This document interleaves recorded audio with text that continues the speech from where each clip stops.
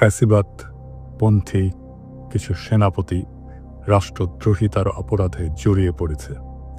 আওয়ামী লীগের কার্যক্রম নিষিদ্ধ হওয়ায় সেনাপ্রধানের নেতৃত্বাধীন জেনারেলদের একটি ক্ষুদ্র গোষ্ঠী ভীত এবং বিচলিত বোধ করছে। তারা এখনও ভারতীয় সেনা কমান্ডের প্রভাবে পরিচালিত হচ্ছে।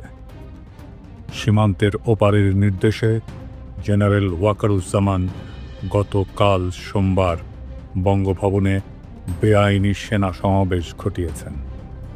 অন্তর্বর্তীকালীন সরকার বিরোধী কোনো ঘোষণা দেওয়ার জন্য রাষ্ট্রপতি চুপ্পুকে চাপ দেওয়ার জন্য পরিকল্পনা থেকে এসব করা হচ্ছে। এমন সেনা সমাবেশ রাষ্ট্রদ্রোহিতার শামিল, যা কঠোর শাস্তিযোগ্য অপরাধ। সেনাপ্রধান গতকাল বিভিন্ন পর্যায়ের অফিসারদের সাথে বৈঠক করেছেন। সেখান থেকে গুজব রটেছে যে অন্তর্বর্তীকালীন সরকার প্রধান ডক্টর মোহাম্মদ ইউনূস সেনাপ্রধানকে অপসারণ করতে চান। এই গুজব ছড়িয়ে জুনিয়র অফিসার এবং সৈনিকদের সমর্থন আদায়ের যে চেষ্টা তারা করেছিল তা ব্যর্থ হয়েছে। আগামী কয়েকদিন সেনা অভ্যুত্থানের ঝুঁকিতে থাকবে বাংলাদেশ। তবে তরুণ অফিসার এবং সৈনিকদের সমর্থন না পাওয়ায় কুচক্রী শীর্ষ জেনারেলদের এই পরিকল্পনা সফল হওয়ার সম্ভাবনা খুবই কম। তবে সেনাবাহিনীর দেশপ্রেমিক সদস্যদের প্রতি সর্বদা ভারতীয় প্রভাবাধীন জেনারেলদের বিষয়ে সজাগ থাকার আহ্বান জানাচ্ছি।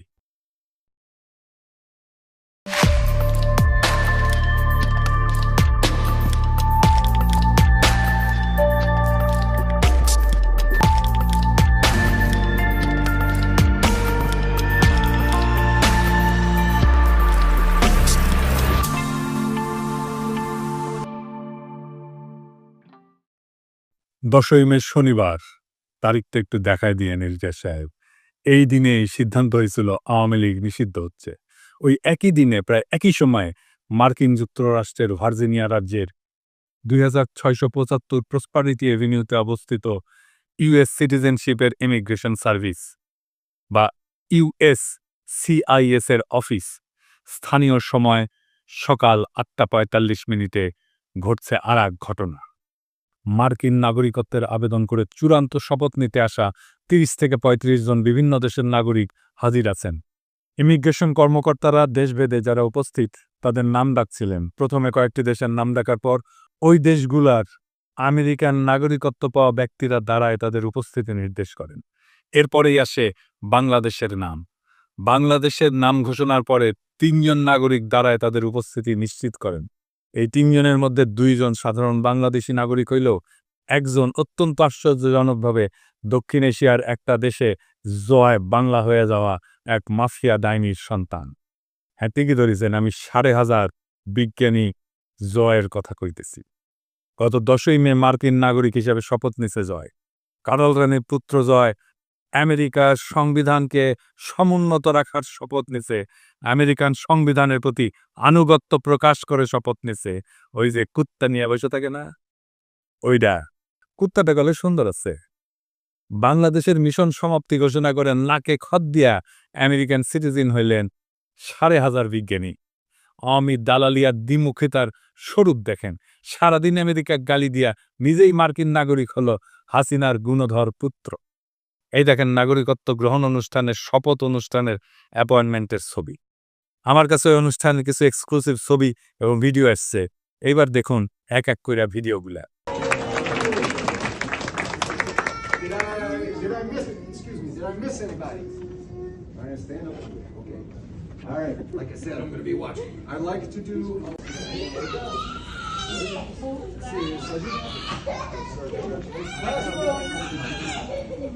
ছবিগুলো দেখান এডিটর সাহেব একটু। পাসপোর্ট পেয়েও খুব বিষণ্ণ আইটি ইঞ্জিনিয়ার 5,500 জয়। কার্ল রানির পুত্র আর এক নমরুদের নাম জয়, খুবই প্রতীকী আওয়ামী লীগের বিজয়। 1971 সেই বিজয় যারে ভুল করে আমাদের মুক্তির যুদ্ধ বলে বোঝানো হয়েছিল। নমরুদের জন্মের পর এক পাকিস্তানি কর্নেল ঠিকই তারে নমরুদ বলে অভিহিত করছিল। শুনেন কার্ল রানির নিজের মুখে। সেদিন এক কর্নেল আসলো, আমি জয়কে কোলে নিয়ে দাঁড়ানো ছিলাম ইসের কাছে, ঠিক মানে জানলার সিকের কাছে দাঁড়ানো, আমি এপাশে ও পাশে আর্মির সেই কর্নেল। সে আমাকে জিজ্ঞেস করছে যে ওরা জানে যে আমরা নাম রেখেছি, আমার মনে হয় যেটা, তো জিজ্ঞেস করো তোমার ছেলে হয়েছে নাম কি? তা আমি বললাম নাম জয়। इसका मतलब क्या है? তা আমি বললাম জয় মানে জয়, জয় মানে ভিক্টরি, জয় মানে আনন্দ, জয় মানে ভিক্টরি। যখন বলছি জয় মানে ভিক্টরি তখন ওর খুব মেজাজ খারাপ হয়ে গেল। ও ঘুরে যখন চলে যাওয়ার সময় বলতেছে और एक नमरूद पैदा हुआ। সেই নমরুদ জয়ের মার্কিন নাগরিকত্ব আর আওয়ামী লীগ চিরতরে নিষিদ্ধ হওয়ার ঘটনা ঘটল একই দিনে। এইটাই প্রতীকী ঘটনা। আমি বলছিলাম বাংলাদেশে আওয়ামী লীগ গন কেস। জয় নিজেই আশা ছেড়ে দিয়ে বিদায় নিচ্ছে, বাকি আছে পুতুল, ওইটা ডাব্লিউএসওর চাকরির টেনশনে আধা বাক্য লইয়া যাবে। আমার অনুমান জয় নাগরিকত্বের জন্য অ্যাপ্লাই করছে 5ই আগস্টের পরে, কারণ এই প্রসেস শেষ হইতে মোটামুটি 8 মাসের মতো সময় লাগে। এই জয় মার্কিন যুক্তরাষ্ট্রের গণতন্ত্রের ন্যায্যতাকে প্রশ্নবিদ্ধ করে সমালোচনা করছিলেন। উসমানিয়া কইছিল যুক্তরাষ্ট্রের পাপেট সরকার বাংলাদেশের ক্ষমতায় না আসা পর্যন্ত বাংলাদেশের সব নির্বাচন ত্রুটিপূর্ণই হবে। হাসিনা আর তার পরিবারের সদস্যরা যেমন পরিস্থিতি বুঝে দেশ ছাড়া পালাইছিল, তেমন জয়ও আওয়ামী লীগের ভবিষ্যৎ অবস্থা বুঝে স্থায়ী বসবাসের অনুমতিকে নাগরিকত্বে পরিণত করছে। মানব জমিনে গত ডিসেম্বরে নিউজ করেছিল শেখ হাসিনা জয়ের বিরুদ্ধে বাংলাদেশ থেকে $300 মিলিয়ন যুক্তরাষ্ট্রে পাচারের প্রমাণ পাইছে FBI। তারপরে নাগরিকত্ব পাইল। ইন্টারেস্টিং ব্যাপার বটে। এখন আমরা দেখবার চাই আমেরিকা কি করে তার নতুন নাগরিককে নিয়ে। নাকি $300 মিলিয়ন লোভ ছাড়তে পারে না আমেরিকা। আওয়ামী লীগ যে ফিরে আসবে এই আশা জয় নিজেই ছেড়ে গেছে। আমেরিকায় জয়ের নাগরিকত্ব গ্রহণ শুধু ব্যক্তিগত ঘটনা না, এটা একটা প্রতীকী রাজনৈতিক মৃত্যু। আওয়ামী লীগের ভবিষ্যতের প্রতি তার নিজের অনাস্থার ঘোষণা। 10ই মে ভার্জিনিয়ায় USCIS অফিসে যুক্তরাষ্ট্রের নাগরিক হিসেবে শপথ নিছে জয় সজীব।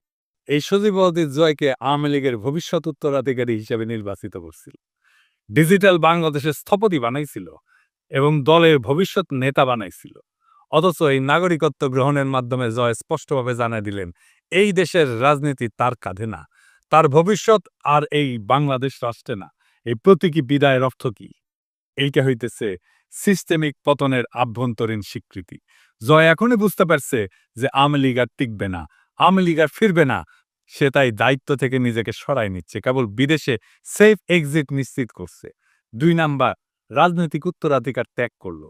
শেখ হাসিনার মৃত্যুর পরে বা ক্ষমতাচ্যুতির পরে কে আওয়ামী লীগের নেতৃত্ব দেবে এই প্রশ্নের সরকারি উত্তর ছিল জয় নিবে। কিন্তু নাগরিকত্ব গ্রহণের মাধ্যমে সেই ভবিষ্যৎ সে নিজেই বাতিল করলো। এটা শুধু দায়িত্ব এড়ায় যাওয়া না, এটা আওয়ামী লীগের ভবিষ্যৎ টোটালি বন্ধ হয়ে যাওয়া। 3 নাম্বার, নেতৃত্বহীনতা এবং বাঁচার লড়াই। এখন যেটা চলতেছে তা আওয়ামী লীগের সার্ভাইভাল মোড সিস্টেম ধরে রাখা, মানে শুধু বেঁচে থাকবে কোনো মতে। হাইব্রিড নেতাদের দিয়ে আপোষ এবং যতটা পারা যায় সময় কেনা, টাইম পারচেস করা। পুতুলকে সামনে রেখে WSA-তে ঢোকানোর চেষ্টা তারই অংশ। আপনি এই ঘটনাকে তুলনা করতে পারেন সোভিয়েত ইউনিয়নের কমিউনিস্ট নেতাদের পরিবারের, বিশেষ করে আমেরিকা স্থায়ী হওয়ার ঘটনার সাথে। জোসেফ স্ট্যালিন বিখ্যাত নেতা, রাশিয়ান নেতা, তার নাতনি ক্রিস ইভান্স এখন থাকে পোর্টল্যান্ডে ও ওরিগনে যুক্তরাষ্ট্রে। একটা ছোট অ্যান্টিক দোকান এবং ভিন্টেজ দোকানের মালিক। তার মা শেতলানা আলিলুয়েভা একমাত্র কন্যা স্ট্যালিনের, সেও আমেরিকায় থাকতো, মারা গেছে 2011 সালে। সের্গেই ক্রুশ্চেভ, নিকিতা ক্রুশ্চেভের পোলা, এখন সে ব্রাউন ইউনিভার্সিটির ওয়াটসন ইনস্টিটিউটের সিনিয়র ফেলো, আমেরিকাতেই বাস করতে। 2020 সালে মারা যায় সের্গেই। সের্গের মায়া নিনা ক্রুশ্চেভ এখন নিউ ইয়র্ক যুক্তরাষ্ট্রে আছে, নিউ স্কুল ফর ইন্টারন্যাশনাল অ্যাফেয়ার্সের অধ্যাপক। এই রাশিয়া ব্যাপক আমেরিকা বিরোধিতা করলেও রুশ রাজনৈতিক এলিটেরা ভীষণ সিনিক্যাল। তারা আমেরিকাকে পছন্দ করে না, কিন্তু আমেরিকায় তার শেষ নিবাস হয়, তার অন্তিম আবাস হয় আমেরিকা। এইভাবে যখন সময় বদলায় তখন সবাই উল্টা দিকে ঘুরে দাঁড়ায়। ইউরি আন্দ্রেপভ KGB প্রধান ছিল প্রাক্তন এবং সোভিয়েত নেতা। আন্দ্রেপভ প্রেসিডেন্টও ছিল। তার নাতনি তাতিয়ানা আন্দ্রোপোভা এখন মিয়ামিতে থাকে যুক্তরাষ্ট্র। সে নাচটা শেখায়, কোরিওগ্রাফি শেখায় আর কি। মিখাইল সাসলোভ এক প্রভাবশালী কমিউনিস্ট তাত্ত্বিক ছিল। তার কন্যা মায়া সুমারোকোভা এখন অস্ট্রিয়া থাকে। মিখাইল গডবাজার, যার সময় সোভিয়েত ইউনিয়ন জয় বাংলা হয়েছিল, তার মাইয়া ইরিনা ভার্গানস্কায়া এখন সান ফ্রান্সিসকো থাকে, মাঝে মাঝে জার্মানিতেও থাকে। ওই হইতেছে গডবাজার ফাউন্ডেশনের ভাইস প্রেসিডেন্ট। সোভিয়েত রাশিয়ার এই প্রজন্মের কেউই চীন, উত্তর কোরিয়া বা কিউবার মতো তথাকথিত কমিউনিস্ট স্বপ্নের দেশগুলোতে যায়নি, বরং তারা সবাই চলে গেছে যুক্তরাষ্ট্র বা পশ্চিম ইউরোপের দেশগুলোতে, যেখানে তারা স্বাধীন পেশা বেছে নিয়েছেন, শিক্ষা গ্রহণ করছেন কিংবা দাতব্য সংগঠনে যুক্ত হয়েছেন। হাসিনা নিজে ইন্ডিয়া পলায়, বাংলাদেশে চট করে ঢুকে পড়ার খায়েশ করে, বাংলাদেশে আবার ক্ষমতায় আসার খায়েশ করে, বলে সে ক্ষমতায় আসবে, কিন্তু তার আন্ডা বাচ্চা বাংলাদেশে ফেরার দুঃস্বপ্ন দেখে না, কোনোদিন ফিরবেও না। এই সব কিছুর মানে একটাই, শাসক গোষ্ঠী নিজেরাই আর নিজেদের শাসনের ভবিষ্যৎ দেখে না। রাজনৈতিক দালালি এবং দ্বিচারিতা, একজন ব্যক্তি যে নিজেকে বাংলাদেশের ডিজিটাল বিপ্লবের রূপকার হিসেবে দাবি করত, যে আমেরিকার সিস্টেমকে সবসময় বাংলাদেশের জন্য হুমকি বলে দেখাইছে, সে নিজেই সেই সিস্টেমের নাগরিক হইতে উন্মুখ হয়ে বসে আছে। এর চেয়ে বড় দ্বিচারিতা, ভণ্ডামি আর কি হইতে পারে?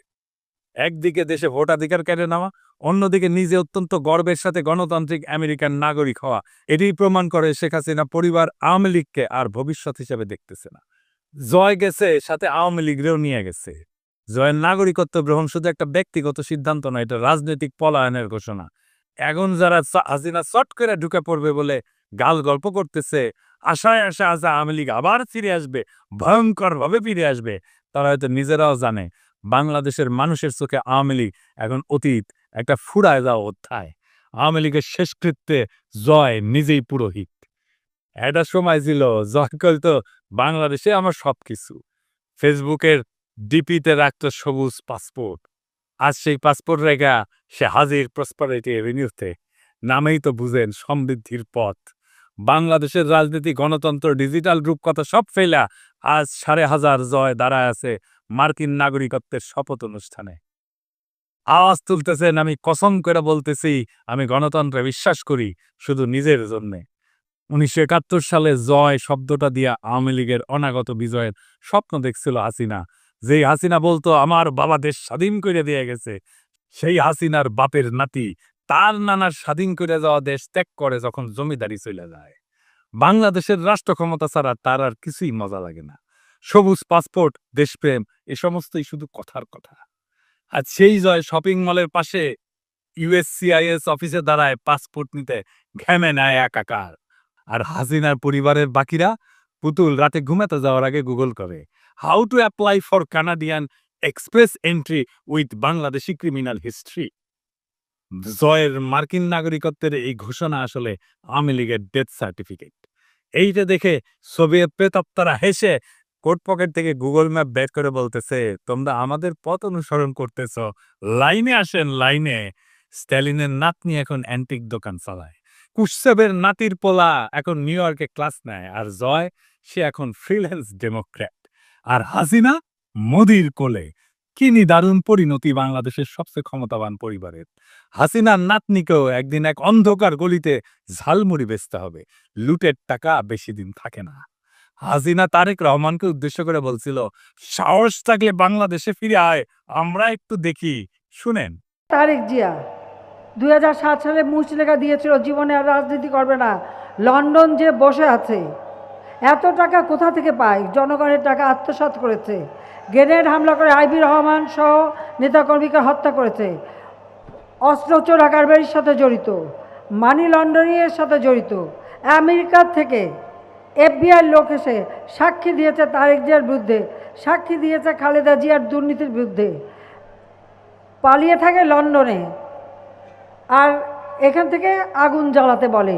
আরে বেটা, তোর যদি সাহস থাকে তো বাংলাদেশে ফিরায়, আমরা একটু দেখি।